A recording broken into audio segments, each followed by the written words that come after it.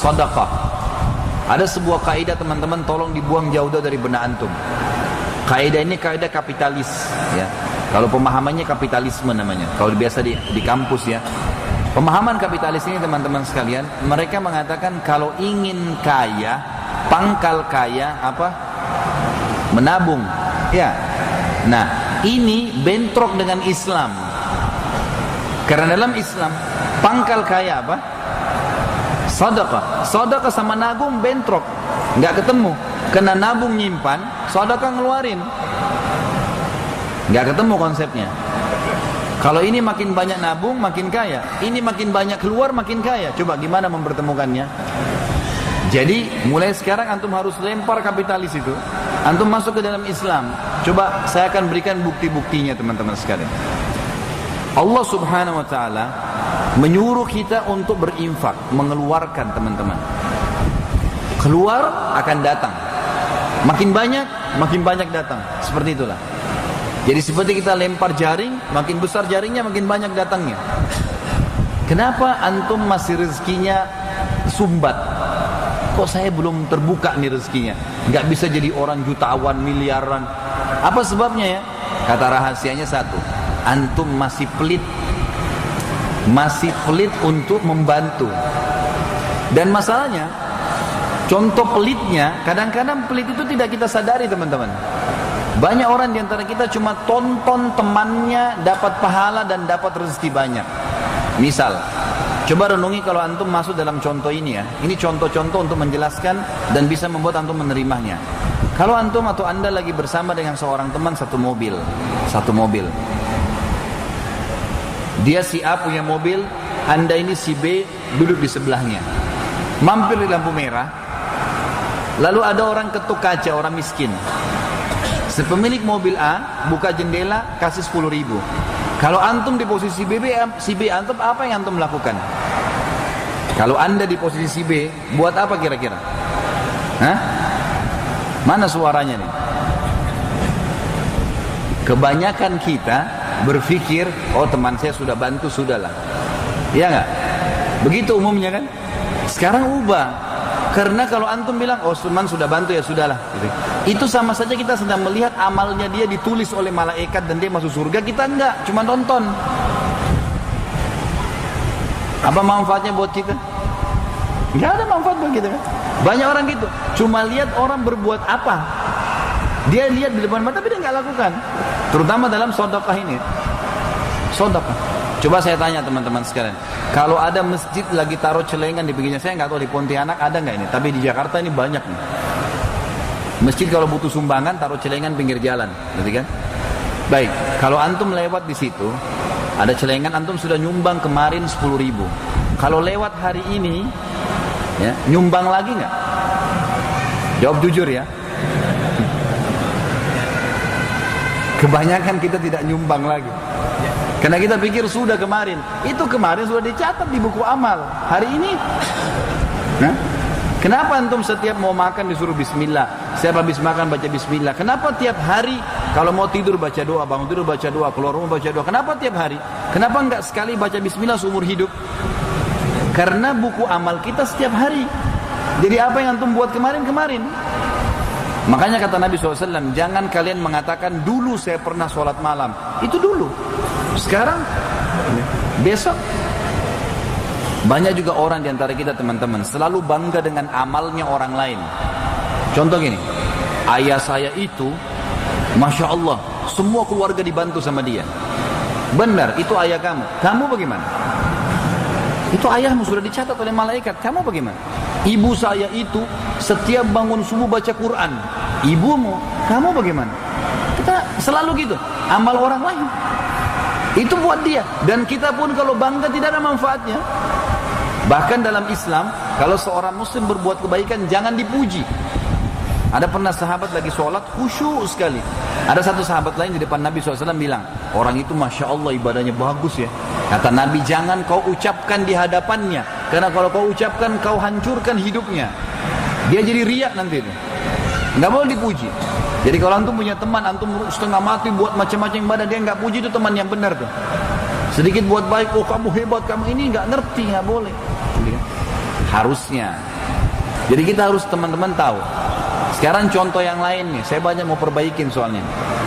Kalau celengan masjid lagi lewat, lagi Jumat, lewat celengan sebelah antum, ada 1000 baru 1000 tua, yang mana dimasukkan? Yang mana kira-kira? Coba, ini ada banyak ratusan contoh dari saya ini. Kalau antum korek-korek, rupanya banyak penyumbat rezeki antum nih. Dikasih uang 1000 tua di celengan, 1000 baru beli air mineral di luar, lalu 1000 tua tuh rewel, minta sama Allah kesehatan, kekuatan, keturunan, minta kaya, minta rewel. Bagaimana bisa? Coba, nggak mungkin gitu. Mestinya 1000 baru kasih Allah, 1000 tuanya kasih ke sana. Dengarkan perkataannya Urwah bin Zubair, ayahnya Zubair bin Awam, salah satu dari jamin 10 masuk surga sahabat. Anaknya namanya Urwah ini ulama besar ya. Dia bilang gini, janganlah seseorang di antara kalian memberikan di jalan Allah, niatnya untuk cari pahala, sesuatu yang dia malu kalau dia berikan kepada pemimpin kaum, satu orang pejabat. Saya kasih contoh gini, supaya contoh ini menjelaskan. Kalau teman-teman misalnya ditelepon oleh seorang pejabat lah, mungkin kalau kita di sini wali kota atau gubernur, telepon antum, tolong besok datang ke kantor saya atau datang ke rumah saya, undang khusus gitu. Lalu kemudian dia pesan, tolong ya bawain saya buah. Yang undang kita minta tolong bawain buah.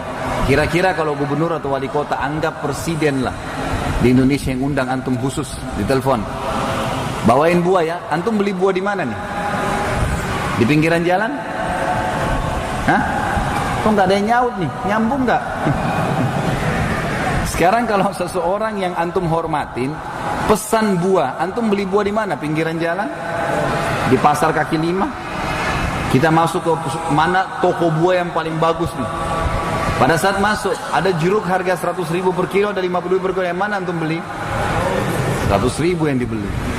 Bahkan kita titip pesan, mas tolong ya jangan ada yang rusak mas, paling bagus. Setelah itu ditaruh di mana? Kresek atau keranjang? Keranjang. Bungkus plastik, taruh kartu nama rapi. Kena mau dikasih kepada siapa tadi? Pemimpin kaum. Ini kena punya jabatan nih. Coba kita balik teman-teman. Kalau ibu antum atau ayah antum yang pesan, beli di mana? Nah banyak masalah kan? Ini penyumbat rezeki semua ini. Nak beliin buah ya nak. Kita mampir pinggir jalan, beli sembarangan, rusak. Mas maaf mas, nggak cukup 1 kilo. Gak apa-apa, masukin aja.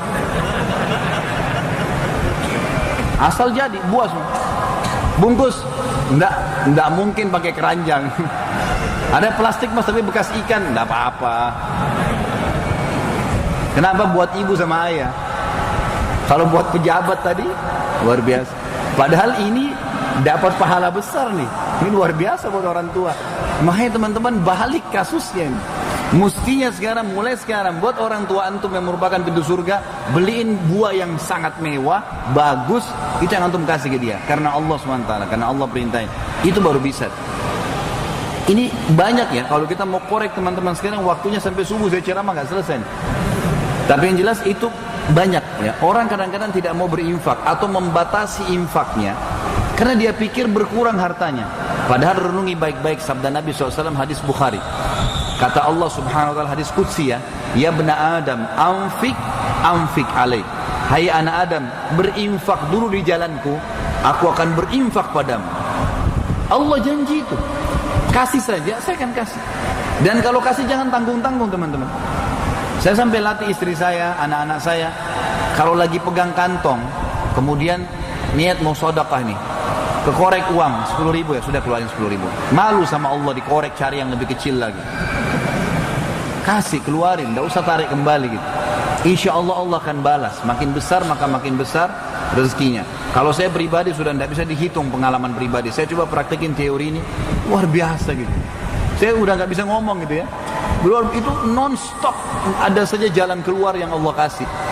Keluarin sekian, batangnya berlipat-lipat ganda ratusan kali mungkin. Nggak terbatas. Coba deh praktekin. Ini resep yang tidak bisa ada keraguan. Nggak ada di sini dikatakan semoga berhasil, pasti berhasil. Jalanin coba. Sedekah dan yang terbaik. Dan jangan menggunakan sedekah teman-teman dengan istilah daripada. Ini daripada rusak makanan kasih aja orang. Jangan. Puncaknya sedekah itu kalau antum mengeluarkan sesuatu yang paling antum merasakan nikmat. Misal, antum mamping di satu rumah makan Padang misalnya. Makan tadi enak, makanannya Masya Allah cocok kita. Satu porsi misalnya 50.000. Coba antum praktekin mulai sekarang. Beli juga porsi yang sama, gitu kan? Beli porsi yang sama, keluar kasih tukang parkir tuh. Coba sedekah dengan seperti itu. Kasih yang terbaik. Maka lihat hasilnya dari Allah Subhanahu wa taala. Dan ingat teman-teman, puncak ibadah seorang muslim adalah kalau dia mengejar target yang Allah janjikan di ibadah itu. Saya ulangi, puncak ibadah seseorang muslim kepada Allah adalah kalau dia mengejar target yang Allah janjikan. Misal, boleh nggak saya bersedekah supaya saya jadi kaya? Jawabannya bukan cuma boleh, harus begitu. Karena Allah yang janjikan itu, gitu kan? Tidak akan berkurang harta seorang hamba karena sedekah, kata Nabi SAW. Maksudnya kata ulama hadis, Allah akan perkaya dia. Allah akan perkaya dia. Jadi itu kata kuncinya. Dengarkan dalam Al-Quran. Surah Al-Baqarah urutan 2 ayat 254. A'udzu billahi minasyaitonir rajim. Ya ayyuhalladzina amanu anfiqu mimma razaqnakum min qabli an ya'tiya yaumun la bai'un fihi wala khullatun wala syafa'ah wal kafiruna humudz zalimun. Hai orang-orang yang sudah mengaku beriman, anfiqu, keluarkan, kasih ke jalan Allah. Mimma razaqnakum, dari yang kami berikan rezeki buat kalian sebelum datang hari kiamat. Tidak ada lagi transaksi, tidak ada lagi kasih sayang, tidak ada lagi pertemanan, dan orang kafir mereka orang yang zalim. Demi Allah teman-teman sekalian, kalau antum sibuk membengkakkan rekening antum, saya bukan melarang antum untuk menabung ya, bukan. Menabung boleh dalam Islam, tapi jangan sampai tidak pernah berinfak gara-gara menabung ini, gitu. Kalau antum mengumpul uang sampai 1 miliar, 2 miliar, 10 miliar uang di rekening, kapan membengkak, kapan bertambah, di print buku kita lihat tulisannya besar. Kapan itu target antum dan antum meninggal teman-teman? Demi Allah aku akan nyesal. Coba waktu meninggal ya, coba saya sedekahkan ya buat masjid, buat pesantren, tapi udah nggak ada gunanya pada saat meninggal. Sekarang nih, lagi antum masih hidup, sedekahkan. Dalam surah Ibrahim, surah nomor 14 ayat 31 sampai 34, Allah Subhanahu wa taala berfirman, A'udzu billahi minasyaitonir rajim. Qul li ibadiyalladzina amanu yuqimus salata wa yunfiqu mimma razaqnahum sirran wa alaniyah. Ini ayatnya berlanjut tapi saya cut dulu sampai sini, kita terjemahkan. Katakanlah hai Muhammad kepada hamba-hambaku yang sudah beriman agar mereka selalu mendirikan salat yang wajib dan sunnah, kejar salat itu. Dan setelah salat mereka menginfakkan. Salat dihubungkan dengan sedekah. Infakkan apa yang kami jadikan sebagai rezeki untuk mereka, sirran, sembunyi-sembunyi, wa alaniyah, dan terang-terangan. Kadang-kadang ada orang minta di depan matanya orang lain, tidak harus kasih. Tidak usah takut riya, karena riya itu adalah sebuah produk penawaran syaitan. Semua ibadah pasti terlintas riyanya. Tidak ada ibadah yang tidak pakai riya, pasti akan riya, karena syaitan tahu riya itu jalan pintas agar antum batal ibadahnya. Tapi syaitan ibaratnya seperti kita lagi di mobil atau kita lagi di kendaraan, ada orang nawarin produk, kita selama tidak interaksi dengan dia nggak ada masalah. Syaitan tawarin tuh di sebelah kamu ada orang tuh, itu orang lihat kau berdoa, selama kita tidak iakan nggak ada masalah. Nggak usah khawatir dengan riya, asal jangan ikutin, gitu kan? Seperti itulah. Jadi kita memang kadang-kadang di depan umum harus bersedekah. Sholat 5 waktu ke masjid, orang pasti lihat. Pergi haji dan umrah, orang lihat. Pergi berjihad, orang lihat, gitu kan? Jadi memang ada yang terang-terangan, tinggal ngontrol. Min qabli an ya'tiya yaumun la bai'un fihi wala khilal. Sebelum datang hari tidak ada lagi transaksi dan tidak ada lagi persahabatan, hari kiamat. Itu ayat 31. Ayat 32-nya, Allahul ladzi khalaqas samawati wal ard, yang menyuruh kalian agar sholat dan menginfakkan apa yang kalian miliki dari rezeki adalah Allah yang telah menciptakan semua langit dan bumi. Wa anzala minas sama'i ma'an fa akhraja bihi minats thamarati rizqan lakum. Dan yang menyuruh kalian salat dan berinfak itu adalah yang telah menurunkan air hujan dari langit dan mengeluarkan dari air hujan itu tumbuh-tumbuhan, buah-buahan yang banyak sebagai rezeki buat kalian. Wa sakhkhara lakumul fulka litajriya fil bahri bi amri. Dan yang menyuruh kalian sholat dan berinfak adalah yang telah menjadikan bahtera, kapal-kapal kalian bisa mengaung di atas lautan dengan izinnya. Wasakhkhara lakumul anhar, dan menundukkan buat kalian sungai sehingga kalian bisa lewat di atasnya dengan kapal-kapal kalian, mengambil ikan-ikannya dan juga perhiasan darinya. Wasakhkhara lakumus syamsa wal qamara da'ibain, dan yang menyuruh kalian sholat dan berinfak itu yang telah menundukkan matahari dan bulan secara da'ibain, rutin. Matahari pagi, bulan malam, terus. Itu yang nyuruh kalian berinfak. Wasakhkhara lakumul laila wan nahar, dan dia telah menundukkan buat kalian malam dan siang. Wa ataakum min kulli ma sa'altumuh, dan dia telah memberikan kalian dari semua yang kalian minta. Wa in ta'uddu ni'matallahi la tuhsuha innal insana ladzalumun kafar. Dan kalau seandainya kalian ingin menghitung-hitung nikmatnya Allah, maka kalian tidak akan mampu. Sesungguhnya manusia itu zalim, tidak punya apa-apa. Begitu Allah kasih sedikit langsung sombong, nggak mau buka pintu, nggak mau bantu, nggak mau memberi, nggak mau senyum. Ini apa semuanya? Zalum, kafar, kufur terhadap nikmat.